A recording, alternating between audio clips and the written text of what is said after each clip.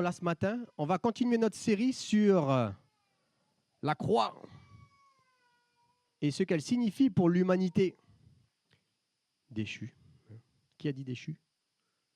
C'est lui, c'est bien. Il était là tout à l'heure. Oui, l'humanité déchue. Parce que la croix, elle ne signifie rien pour l'humanité pas déchue. Elle signifie quelque chose pour l'humanité qui est déchue, perdue. C'est ce qu'on va voir aujourd'hui. Et on va voir un petit peu la croix d'une perspective différente. Vous savez qu'il y avait un homme à la croix. Un homme à la croix, oui, c'était Jésus, sur la croix avec deux criminels. Mais il y avait aussi un autre homme qui était en bas et qui regardait ce qui se passait. Il y avait beaucoup de monde. Mais il y en avait un particulièrement qui était différent. C'était un centurion romain. Et c'est l'histoire que nous allons voir aujourd'hui. Le centurion romain qui était sceptique par rapport à tout ce qui se passait. Et avant de rentrer dans le sujet, moi, je ne sais pas si vous me connaissez assez pour savoir que je suis très pointilleux sur les choses. Et il y a quelque chose qui m'a perturbé avant de me lancer dans ce message ou dans ce petit passage de l'histoire du centurion romain. Je me suis dit, tiens, c'est bizarre, le centurion romain, je connais celui qui a guéri, où Jésus a guéri le fils. Je connais le centurion où Jésus a guéri le serviteur. Mais celui qui était à la croix, qu'est-ce qu'il a fait? Je ne sais pas du tout. Et ça m'a un petit peu perturbé de ne pas savoir. Parce que il y a une chose que je déteste quand j'ouvre la Bible, c'est de me mélanger les histoires. Je ne sais pas vous, mais j'aime pas ça du tout. Et il y a quelques années, j'étais aussi un peu perdu. Alors, je ne sais pas si vous êtes un peu comme moi. Parfois, Matthieu, Marc, Luc, Jean, ils racontent toutes les mêmes histoires. Il y en a un qui raconte une même histoire que l'autre, mais il y en a un qui ne raconte pas que Jésus a dit ça. Il a fait ça, mais on ne sait pas s'il a fait ça. Tout se mélange parfois dans ma tête et j'aime pas ça du tout. Et donc, qu'est-ce que j'ai fait? J'ai décidé de rechercher combien il y avait de centurions dans le Nouveau Testament. Et j'ai fait une découverte extraordinaire qui a changé ma vie. Non, pas jusqu'à là. Mais ça a changé ma perspective de comment Dieu travaille ou a travaillé à ce moment-là dans la période de la croix. Extraordinaire. Regardons bien. Alors déjà, question. D'après vous, combien il y a de centurions dans le Nouveau Testament? Les histoires de centurions. Un peu moins. Un peu moins. Bon, on sait déjà, il y a celui qui a guéri son fils. Le serviteur. Il y a celui qu'on va voir aujourd'hui qui était à la croix, troisième. Et le quatrième. Donc le quatrième, qui est dans les livres des Actes, Corneille. Ça, c'est une histoire extraordinaire aussi. Il y a quelque chose de fort. On va juste revenir avant. Le premier, Jésus a guéri son fils. Déjà, il a guéri à distance déjà. Première histoire de folie. Le centurion, c'était un homme, le premier, il était choqué déjà parce qu'il est rentré chez lui. Il a dit, mais à quelle heure Jésus à quelle heure mon fils il a été guéri? Le serviteur, il a dit, à cette heure-là, il a dit, c'est fou, c'est au même moment où Jésus a dit, rentre chez toi, il est guéri.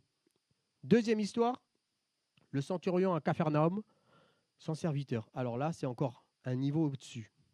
Jésus, il a été choqué de la foi de cet homme. Il s'est arrêté, il a dit, j'ai jamais vu dans tout Israël une foi comme lui. Pourtant, le centurion, il a juste expliqué, toi, moi, je donne des ordres à mes soldats et les choses se font. Toi, tu as juste une parole à dire. Tu n'as même pas besoin de venir chez moi.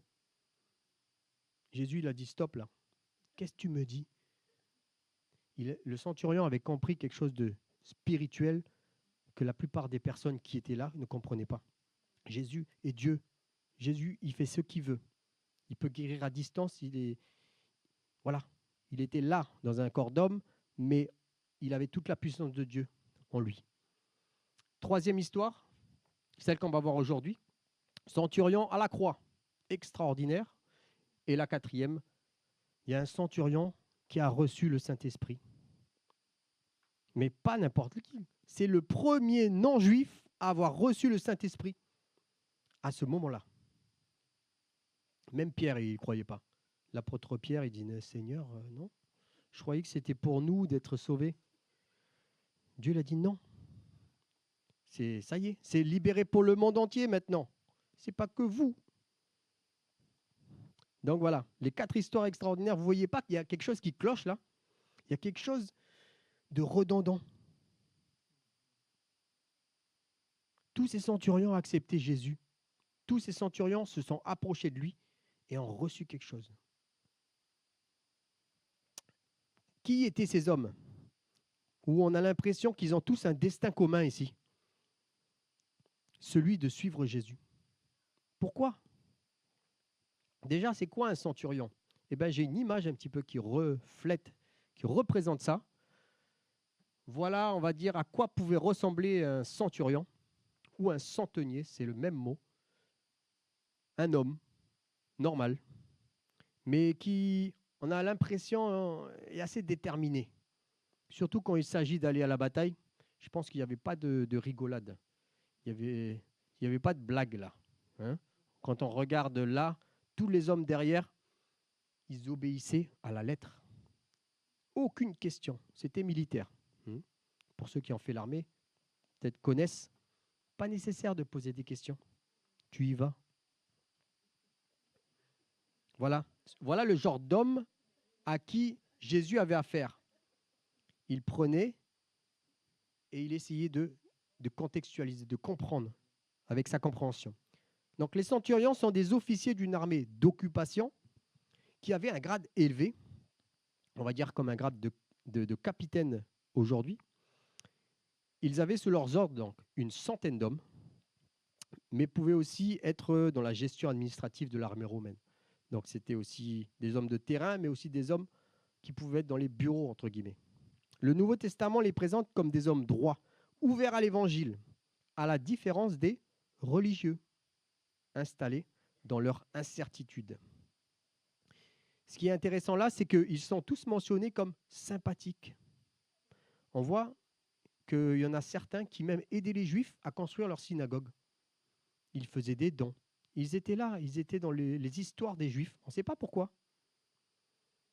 Ils étaient des hommes soigneusement choisis pour la fonction de leader, parce que c'était un réel mérite. Tu ne pouvais pas devenir centurion comme ça. Souvent, c'était des soldats de carrière, des années, qui étaient arrivés à cette position. Un centurion n'était pas un amateur du danger. On va dire, c'est pas qu'il n'avait pas peur, c'est qu'il connaissait très bien sa mission. Au début de chaque bataille, par exemple, le centurion devait se placer avec les soldats en première ligne. Donc vous imaginez le respect des hommes qui étaient à ses côtés pour lui. Il était prêt à donner sa vie comme les autres. Voilà le genre d'homme avec qui on va essayer de comprendre ce qui s'est passé. Donc c'était un homme réfléchi, intelligent et qui avait du discernement. Maintenant qu'on a vu ces éléments-là, et que tout comme moi, vous êtes apaisé, puisque vous connaissez toute l'histoire de tous les centurions de la Bible, hein? C'est mieux, non? De tout connaître. Ça m'a pris des heures, hein? Ouais. Mais après, je suis apaisé. Et ok, on peut commencer la prédication.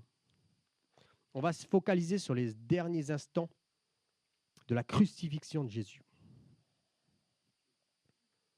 On va voir comment la croix a agi sur le cœur de ce centurion et surtout comment elle continue d'agir aujourd'hui. Lisons en Matthieu 27. À partir de la 6e heure, c'est-à-dire midi, l'obscurité se fit sur toute la terre jusqu'à la 9e heure. Vers la 9e heure, Jésus cria d'une voix forte, « Élie, Élie, lema sabachthani » ce qui veut dire « Mon Dieu, pourquoi m'as-tu abandonné ?»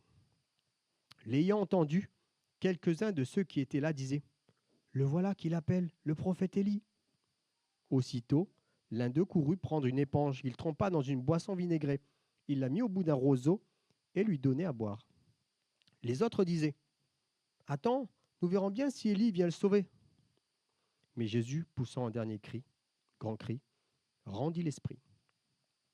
Et voici, le rideau du sanctuaire se déchira en deux, depuis le haut jusqu'en bas. La terre trembla et les rochers se fendirent. Les tombeaux s'ouvrirent, les corps de nombreux saints qui étaient morts ressuscitèrent. Sortant des tombeaux après la résurrection de Jésus, ils entrèrent dans la ville sainte et se montrèrent à un grand nombre de gens. Verset important. À la vue du tremblement de terre, de ces événements, le centurion et ceux qui, avec lui, gardaient Jésus, furent saisis d'une grande crainte et dirent, vraiment, celui-ci était le Fils de Dieu. Waouh! Dans d'autres versions, on lit, le centurion, il dit, certainement, il était le Fils de Dieu. Faisons une pause là. Comment un homme qui est censé être là en fonction, au travail, qui est censé être là avec ses soldats, déjà montrer l'exemple en soi, c'est-à-dire pas faire de commentaires quelque part sur ce qui se passe, il est censé être objectif, il est censé être là pour faire en sorte que la crucifixion se déroule bien, qu'il n'y ait pas de débordement, pas de problème. Pourtant, il est là et il observe. Il observe d'une manière différente que les autres. Comment en est-il arrivé à dire cette vérité? Il était le Fils de Dieu. Vous savez que Fils de Dieu, à ce moment-là, c'était très dangereux de le dire. Pourquoi, d'après vous, Jésus était sur la croix? Il n'a pas été crucifié parce qu'il a fait des miracles. Il n'a pas été crucifié parce qu'il a un peu poussé, bousculé les pharisiens. Non, il les a, oui, bousculés d'une certaine manière, mais il a proclamé qu'il était le Fils de Dieu et même l'égal de Dieu. C'est-à-dire, quelque part, que pour les religieux, il a blasphémé. Et le blasphème, c'est puni de mort, quelque part. Sauf que, il ne savait pas que c'était le Messie. Et ce qu'il disait était vrai. Donc en gros, c'était pas le bon moment là de dire Jésus, c'était le Fils de Dieu. Surtout qu'en fait, il venait de le crucifier. Donc quelque part, c'était un peu bizarre de dire c'est le Fils de Dieu, on l'a tué. Un truc qui cloche là. C'était plutôt l'heure de la moquerie. Hein, comme on voit Jésus, la plupart des soldats se sont moqués de lui. Ils ont fait une couronne d'épines. Ils l'ont placé sur sa tête. Ils ont partagé ses vêtements. Ils l'ont traité comme un criminel. Ils l'ont frappé. Ils se sont moqués de lui. On va reprendre les détails un petit peu de ce texte qui vont nous permettre de discerner le plan de Dieu. Il y a quelque chose de naturel qui s'est passé là, mais aussi de surnaturel. Il y a quelque chose de spirituellement profond qu'on va voir dans ce texte. Premier point, l'obscurité et l'aveuglement du cœur. Donc, on peut revenir sur le verset, sur l'histoire. Qu'est-ce qui est marqué? Dès la 6e heure jusqu'à la 9e heure, il y a eu des ténèbres sur toute la terre. Que représente l'obscurité ici? Donc, bien sûr, d'un point de vue naturel, on peut se dire, bon, il y avait peut-être une éclipse, tiens. Peut-être qu'il y avait beaucoup de nuages, il faisait sombre. Mais rien de choquant, on va dire, pour un militaire. Une crucifixion comme une autre. Et pourtant, quand on regarde dans le côté spirituel, l'obscurité, ça représente le poids du péché du monde que Jésus était en train de porter là. Beaucoup autour de la croix ne comprenaient pas la profondeur de ce sacrifice, y compris le centurion. On ne connaît pas d'autres détails sur le centurion. Peut-être qu'il avait déjà entendu parler de Jésus avant, peut-être, je ne pense pas qu'il l'avait rencontré directement, mais il y avait tellement de controverses à ce moment-là. Certains disaient, c'est le Messie. Certains disaient, c'est un homme, on ne sait pas d'où il sort. les autres disaient, c'est un imposteur, tout ce qu'il dit est faux. Imaginez cet homme, ce Romain, on va dire, qui n'est pas de nature juive, qui essaie de comprendre ce qui se passe. Toutes ces personnes autour sont totalement déboussolées, et moi j'essaie de trouver un chemin là-dedans. C'était pas si facile. Il y avait beaucoup trop de scepticisme. Ensuite, Jésus s'est écrié, mon Dieu, pourquoi m'as-tu abandonné ?» Ça, c'est le deuxième point important de la croix. Qu'est-ce que ça montre, ça? L'abandon. Ça montre la séparation de l'homme avec Dieu. Donc, ce cri de Jésus exprime la séparation qu'il endure à cause du péché. En fin de compte, cette séparation, c'est la chose que nous devrions tous endurer en tant qu'être humain. Si nous ne l'endurons pas, c'est parce que Dieu est miséricordieux. Si nous ne l'endurons pas comme Jésus l'a enduré là, c'est parce que Dieu nous aime et il ne veut pas qu'on vive ça. C'est trop lourd à porter, beaucoup trop lourd. D'ailleurs, cette séparation-là, on la voit au tout début, quand Adam et Ève ont péché. Qu'est-ce qu'ils ont ressenti?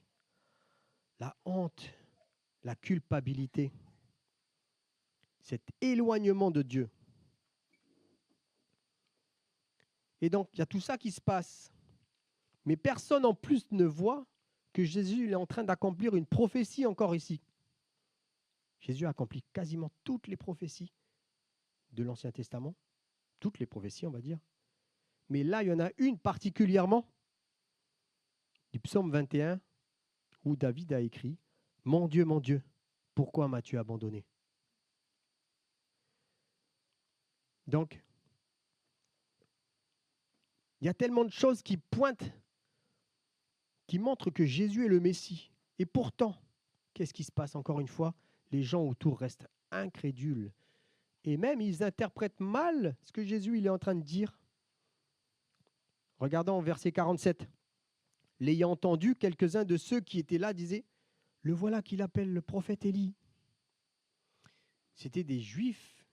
Ils auraient dû connaître la référence. Ils auraient dû savoir, peut-être même qu'ils connaissaient les psaumes par cœur. Ils les chantaient avant. Ils auraient dû savoir. Et pourtant, ils étaient à côté de la plaque. Il y en a d'autres qui sont partis courir chercher une éponge pour lui donner à boire du vinaigre. Alors pourquoi du vinaigre? Donc en fait, c'est un supplice supplémentaire que les Romains infligeaient aux criminels sur la croix. Donc les personnes qui étaient sur la croix, elles ne devaient pas mourir le premier jour. Il fallait au moins attendre 2-3 jours avant de suffoquer. Et donc, pour leur ajouter encore plus de difficultés, on leur donnait du vinaigre à boire. Et donc, c'est ce qui s'est passé. Les gens pensaient qu'ils avaient soif, qu'il avait soif. Ou je crois bien qu'il y a dans une autre version, il y a marqué où Jésus dit aussi « j'ai soif », il me semble. Donc, ils ont voulu lui donner à boire. Et ça, c'est ce que je n'ai pas dit tout à l'heure. Vous savez quoi? Il y a encore une prophétie qui est accomplie ici. Psaume 69, verset 22. Ils mettent du fiel dans ma nourriture et pour apaiser ma soif, ils m'abreuvent de vinaigre.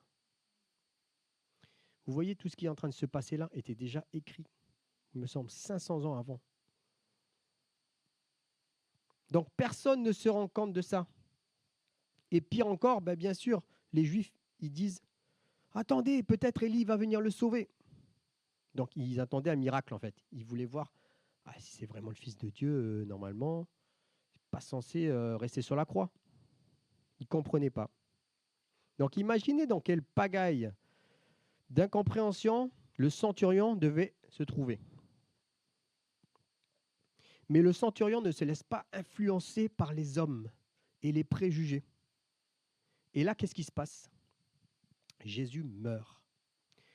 Il y a un grand tremblement de terre, du bruit, les pierres se brisent. Tout est sans dessus-dessous. C'est vraiment bizarre l'atmosphère. Il fait noir, il y a du tremblement de terre. Jésus dit des choses.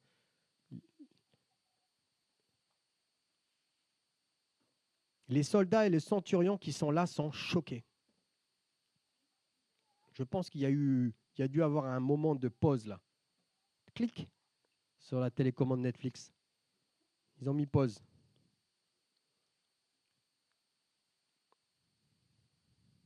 Je ne sais pas vous, mais si moi j'avais été là, qu'est-ce que j'aurais fait? Si vous aviez été là, est-ce que vous avez déjà posé cette question? Si vous aviez été là, personnellement, j'aurais fait pareil. J'aurais été, je ne comprends pas. Qu'est-ce qui se passe? Il y avait un moment d'obscurité là. C'était obscur. On ne pouvait pas saisir ce qui se passait. Pourquoi? Parce que c'était un mystère. La croix est un mystère. Elle est cachée dans le plan de Dieu. Et pourtant, qu'est-ce qui s'est passé? Ce centurion-là, donc c'était le chef de tous les soldats, et tout le monde, j'imagine, ne savait pas quoi penser. Est-ce qu'on a bien fait? Est-ce que c'était pas bien ce qu'on a fait? On continue de se moquer ou je sais pas? Non. Il y avait un sentiment de culpabilité qui s'est installé ici. Et là, le centurion a dit, certainement, c'était le Fils de Dieu. Oula! Venant du centurion, du chef, je pense que les soldats, ils ont dû se sentir mal un petit peu, de l'avoir mis une couronne sur la tête, de l'avoir frappé, craché sur lui. Oula! Ils ont dû un petit peu baisser la tête. Il y a un passage qui dit, les passants qui passaient, mais bien sûr, ceux qui passent, ils se frappaient la poitrine. C'est un signe. Les Juifs, quand ils se tapent la poitrine, quand ils déchirent leurs vêtements, c'est un signe pour dire, c'est bon là, c'est le deuil maintenant. On arrête. Donc la plupart s'étaient moqués de lui, l'avaient traité de criminel, de fou. Et maintenant, le centurion, il sort cette phrase comme ça. Mais ce n'était pas avec la joie. Hein. C'était pas, yay, c'était le Fils de Dieu. Non. C'était, ouais, les gars, on a fait une grave erreur là. Je pense qu'on vient de crucifier le Fils de Dieu. Et donc là, c'était le deuxième point. Et le troisième point qui est important, donc c'est le tremblement de terre. Qu'est-ce que fait le tremblement de terre? Donc c'était quelque chose de naturel, mais aussi de spirituel. Ça a secoué les cœurs. Ça a secoué les esprits. C'est comme si que Dieu, il voulait secouer l'arbre et il voulait voir quels sont les fruits qui tombent là. Il voulait voir, hey, vous allez continuer à être aveugle ou vous allez commencer à comprendre que c'est vraiment mon fils, le Saint, qui est là. Est-ce que vous êtes déjà trouvé dans ces situations-là où on traverse des moments plus ou moins difficiles et Dieu, il attend. Il nous voit nous battre contre les circonstances, nous débattre, nous justifier. Mais il attend une chose parfois. Il attend une chose, c'est qu'on se tourne vers la croix, qu'on se tourne vers ce que lui nous a donné de plus cher, pendant que nous, on continue à se plaindre. Et après qu'il y a eu donc ce tremblement de terre, après qu'il y a eu tout ça, qu'est-ce qui est arrivé? La révélation. Le point crucial. La mort de Jésus n'est pas une défaite, mais plutôt une victoire. Elle est l'accomplissement de la mission rédemptrice. Et pour les spectateurs, donc pour ceux qui regardaient, c'était le moment de vérité, de se confronter avec la vérité. Il y a eu d'autres signes. Il y a eu d'autres signes. Donc, par exemple, le voile du temple qui s'est déchiré, les morts qui sont revenus à la vie, et toutes ces choses-là. Mais le centurion n'a pas vu ça, sur le coup. Il était là, il a vu simplement ce qu'il devait voir. Et c'était suffisant pour lui, largement suffisant pour qu'il arrive à cette conclusion. Le Messie, c'est lui. Et il est mort pour quelque chose qui nous dépasse, pour nos péchés. Waouh, quelle histoire! C'est fou de regarder de cette perspective. Vous voyez, les évangiles sont bien plus profonds que ce que l'on croit. Il y a des trésors cachés à l'intérieur. Et moi, je déteste louper, d'une certaine manière, les trésors qui sont à l'intérieur. Il y en a plein que je loupe, ça c'est sûr. Mais j'essaye de laisser Dieu me montrer plus en détail qu'est-ce qui est en train de se passer dans le cœur des personnes. Dieu travaille en profondeur. Et j'aimerais qu'on revoie ces 3 points rapidement et surtout qu'on contextualise pour maintenant parce que la croix, ce n'est pas que quelque chose du passé. En vérité, la croix est intemporelle. Elle est dans le passé, elle est dans le présent et elle est dans le futur. C'est pour ça que le message de l'Évangile est si puissant et qu'il ne perd jamais de sa force. Parce que la croix n'est pas juste un moment historique, c'est quelque chose qui frappe le cœur, qui transperce le cœur de ceux qui regardent à la croix. J'aimerais qu'on regarde pourquoi la croix est intemporelle et qu'est-ce qu'elle fait, qu'est-ce qu'elle a fait et qu'est-ce qu'elle continue de faire. Le premier point, l'obscurité et l'aveuglement du cœur. Qu'est-ce que c'est? Avant d'accepter la croix, moi personnellement, je vivais dans les ténèbres. J'étais aveuglé par les désirs de ce monde. On était tous sceptiques sur l'idée que Dieu nous aime et qu'il veut se sacrifier pour nous. Jésus, il avait déjà payé pour nos péchés, pour nos iniquités, et pourtant, on continuait, pour ma part, de vivre dans l'obscurité, de vivre dans ces mauvaises choses. Peut-être que vous avez des flashbacks, vous aussi. Alléluia, merci Seigneur. Ça, c'était le premier point. C'était nécessaire, on va dire, d'une certaine manière. Et ensuite vient le deuxième, la séparation entre Dieu et moi. Et cette séparation, elle est palpable. Ce n'est pas juste une séparation, allez, à plus, on se reverra plus tard. Non. À un moment donné, cette séparation, elle nous fait mal. Et je ne sais pas si vous avez déjà rencontré des gens qui souffrent, qui ne connaissent pas Dieu, mais qui sont perdus. Eh bien, vous savez quoi? C'est à cause de ça. La séparation avec Dieu. C'est la racine de tous nos problèmes, de pourquoi on souffre. Là où Jésus a dit, mon Dieu, pourquoi m'as-tu abandonné?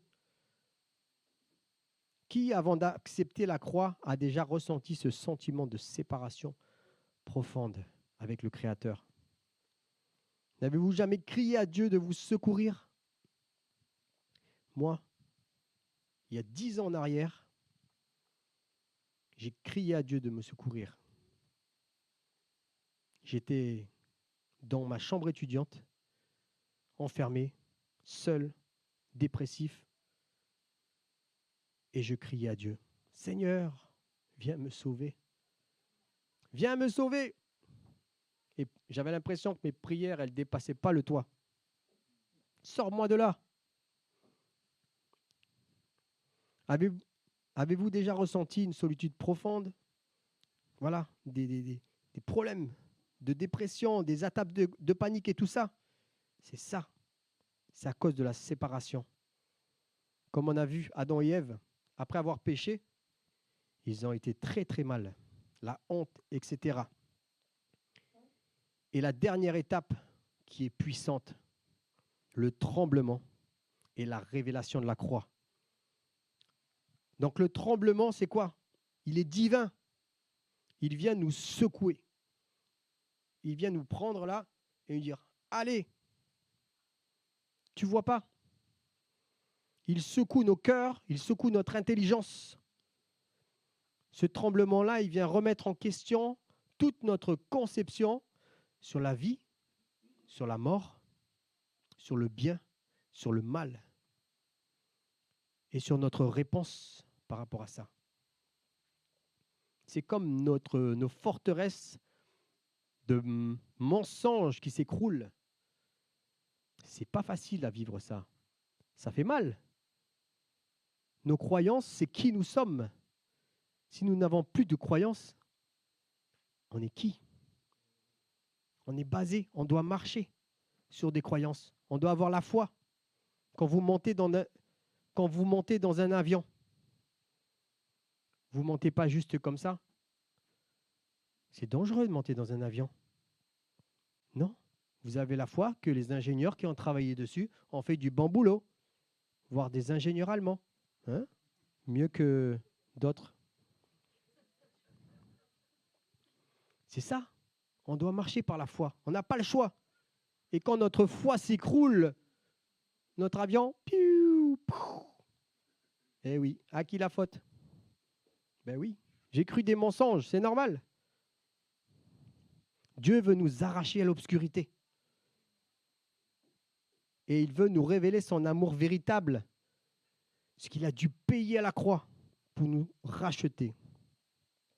Donc maintenant qu'on a vu ces 3 points, l'obscurité, la séparation entre Dieu et moi, tremblement et là, la révélation.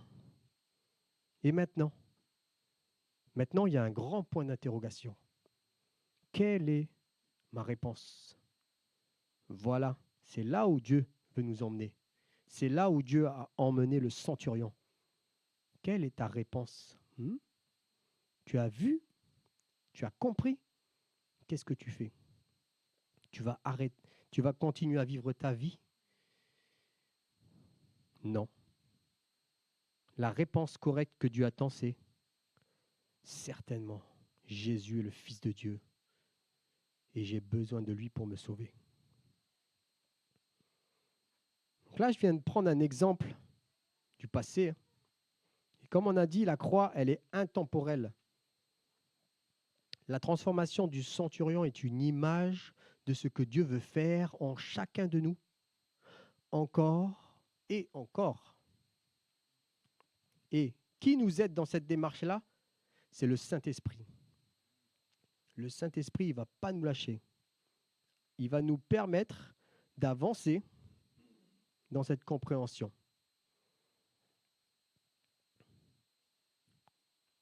Peut-être que vous avez du désordre dans votre vie en ce moment. Peut-être que vous avez du désordre dans votre pensée.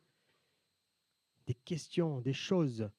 Comme ce centurion-là, il avait tellement d'autres personnes qui disaient des choses. Il ne savait pas qui croire. Il devait croire ses soldats, il devait croire les Juifs, il devait croire sa propre perspective. Quoi? Sa femme? Peut-être qu'elle était là derrière. Oui, il faut toujours croire sa femme. Ça, c'est la vérité aussi. Le Saint-Esprit, plus ton épouse, va te mener au ciel. Amen. Nous devons nous poser ces questions maintenant. Qu'est-ce que la croix représente pour moi aujourd'hui? Quand je regarde à la croix, est-ce que je laisse mes doutes disparaître et la conviction que Dieu m'aime prendre le dessus? Est-ce que je proclame que Jésus est le Fils de Dieu dans toutes les situations de ma vie? Ça c'est dur. Dieu veut nous montrer la profondeur, la largeur, la hauteur de son amour à travers la croix.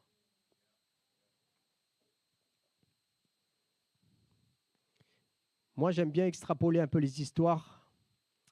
Comme vous le savez, quand je lis quelque chose, dans ma tête, il y a des choses qui s'imaginent. On est limité avec les textes, mais le Saint-Esprit nous ouvre des portes cachées qui nous renforcent.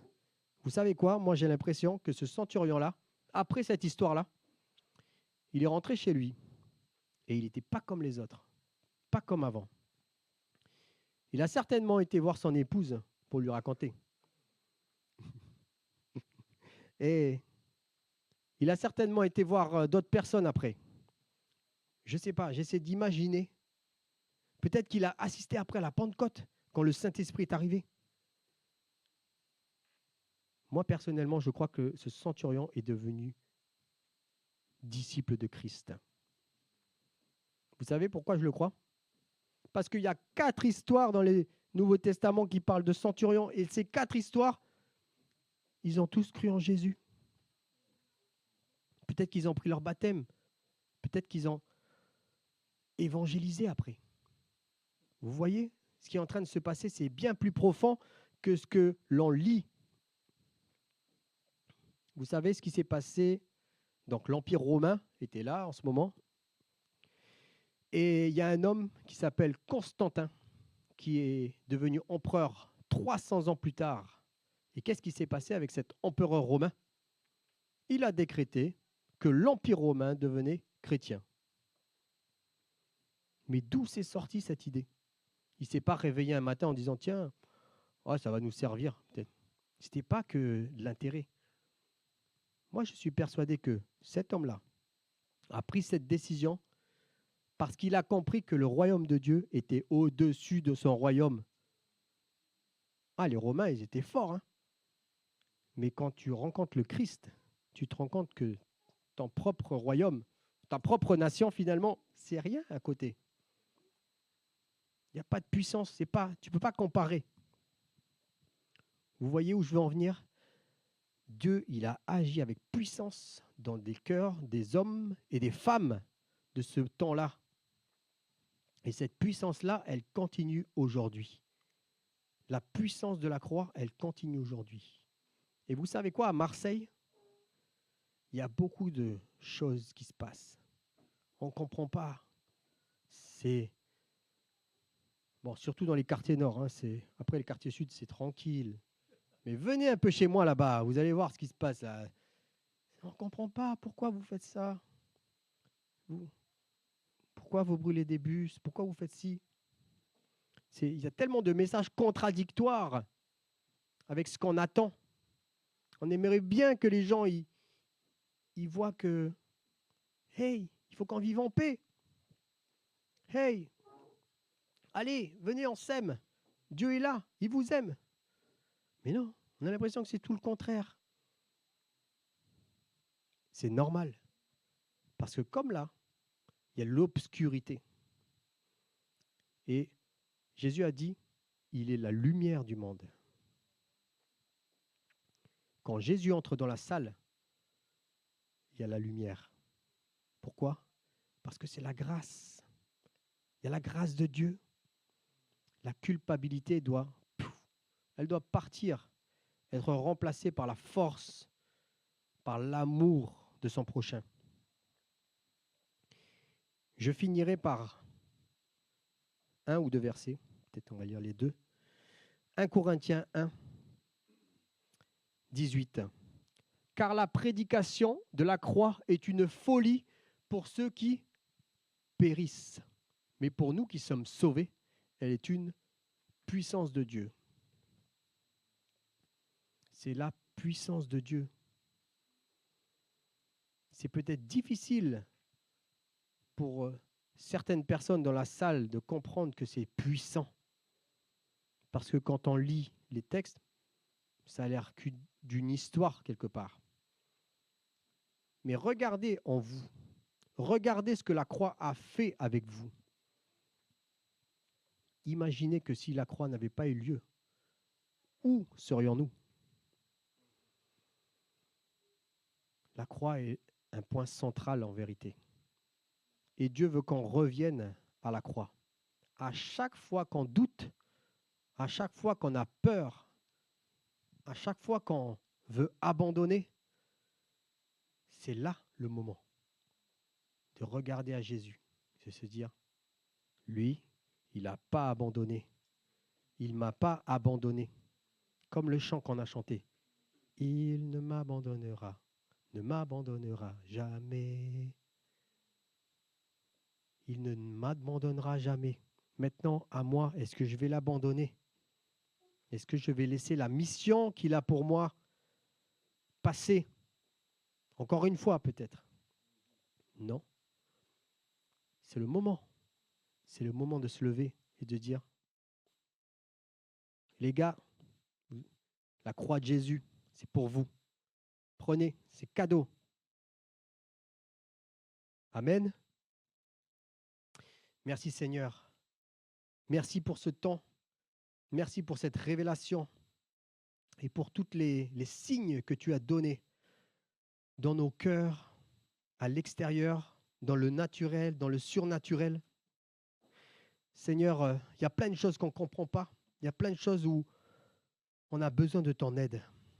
Et on prie, Saint-Esprit, que tu viennes déjà nous apaiser ce matin, que tu viennes nous dire, ce n'est pas nécessaire d'avoir toute la connaissance.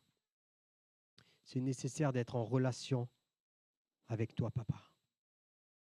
C'est nécessaire.